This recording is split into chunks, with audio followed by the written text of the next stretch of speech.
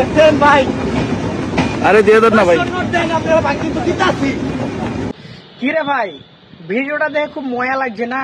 ময়া তো লাগার কথা। আমি মুখের ভাষা খারাপ করে যদি গালাগালি দিই তাহলে ওই ভিডিওটা তো ভাইরাল হয়ে যাচ্ছে। আর যে এই ভিডিওটাতে গালাগালি দিচ্ছি না ওই ভিডিওটা কিন্তু ভাইরাল হচ্ছে না। কিন্তু এই সব যে ভিডিও দেখছো, চোখে যে সব কিছু দেখলে যে বাস্তব হয়ে যায় সেটা কিন্তু একদম সঠিক না। তোমাদেরকে আমি হাতে নাতে প্রমাণ দেবো কিছু কিছু।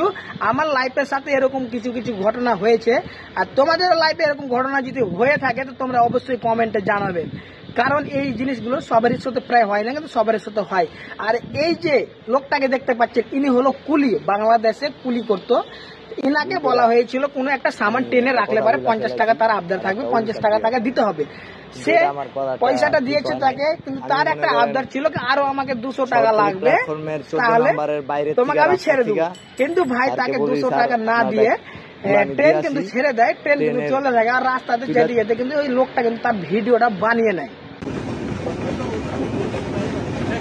এই তোমার নাম্বার বলো, আমি নিয়ে নিচ্ছি, টাকা পাঠাই দিব। 500 টাকা দেন, আপনারা 500 টাকা দিতে করছি না। ও স্যার, এই নাম্বারটা কইলা না? আল্লাহ আপনার বিচার করবো।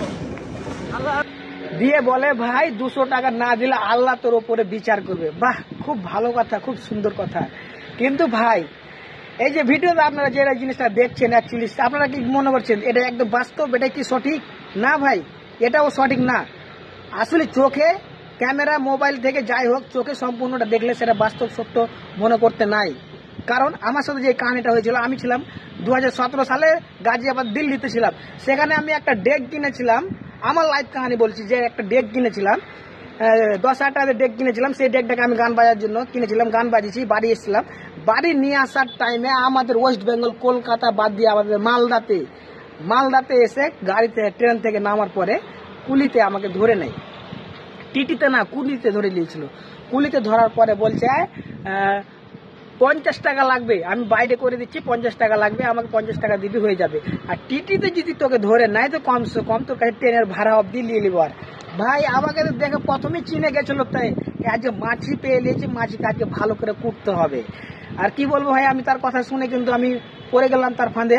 50 টাকার জন্য আমি বস্তা দিলাম তার হাতে। নিয়ে যাওয়ার পরে বাইরে, আমাদের মালদা স্টেশনের বাইরে আমাকে বলছে, 2017 কথা বলছি, এখন তো আমার ফুল পাওয়ার হয়ে গেছে না, এখন কেউ কিছু করতে পারবে না, সঠিক ইনশাল্লাহ। তারপরে বলে দিচ্ছে বাইরে, যে বলছে 250 টাকা লাগবে।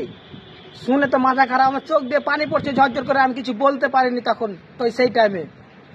তো এই ভিডিওটা আর এই ভিডিওটার মধ্যে পার্থক্য কিন্তু দোনোটাই ভাই সেম হবে, এটা গ্যারান্টি আমি বলে দিলাম। তারপরে 250 টাকার জন্য আমার সাথে অনেক ঝামেলা করলো। অনেক ঝামেলা করার পরে ও আমার মাথায় কিন্তু এটা খোলাই না, আমি স্টেশনের বাইরে বেরিয়ে গেছি, কুলিতে আমার ভালো কিছু করতে পারবে না। কিন্তু সব কুলিদের ক্ষেত্রে আমি এই কথাটা বলছি না।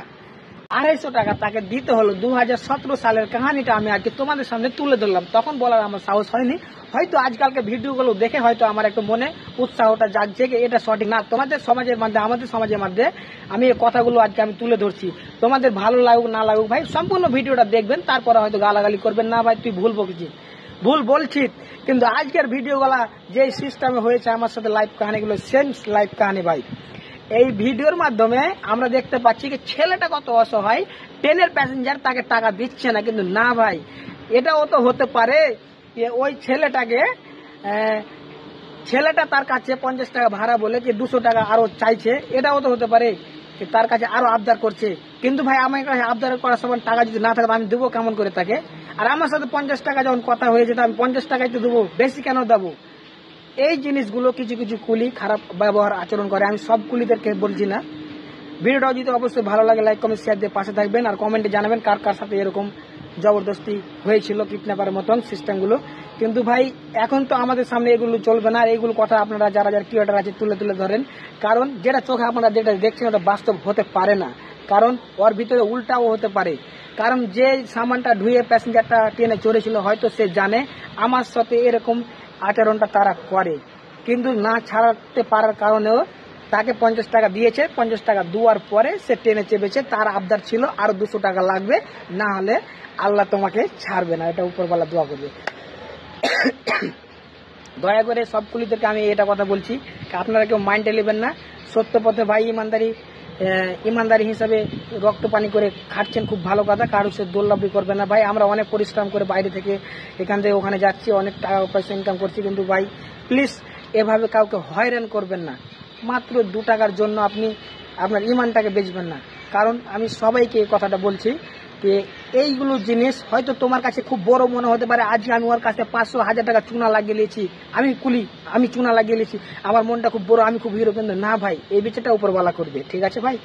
কিন্তু আপনারা একটু ভালো পথে থাকবেন, সুস্থ থাকবেন, ভালো থাকবেন, আর কারোর সাথে দোলাবলিটা করবেন না। কারণ আমরা সেই জিনিসটা আমার ক্ষেত্রে হয়েছে, তার জন্য আমি এই জিনিসটা বলতে পারছি। আর আজকে এই ভিডিওটা দেখে আমার হয়তো মনে পড়লো জিনিসটা, আমার সাথে এরকম লাইভ কাহিনীটা হয়েছিল, তার জন্য আমি তুলে ধরতে পারলাম আপনাদের সামনে। কিন্তু এটাও তো হতে পারে কি ভিডিওটা বাস্তবিক, কিন্তু যে করেছে ক্যামেরাটা সেও দেখালো বাস্তব সিন, কিন্তু আমি বলছি না, কিন্তু হতে পারে। কিন্তু এটাও তো হতে পারে ভাই, তার সাথে দোলাবলিটা করা হয়েছে তো একদম বাস্তবে ঠিক হয়েছে। আর যারা বলবেন ভাই যে না তার সাথে ভিডিওটাতে এরকম সিস্টেম করা হয়েছে তো একদম বাস্তব ঠিক করেছে, ফাটাফাট কমেন্টে জানান। কিন্তু ভাই আজকে কোনো গালাগালি ভিডিও হবে না, এরকম। সাথে থাকবেন, ভালো থাকবেন, সুস্থ থাকবেন।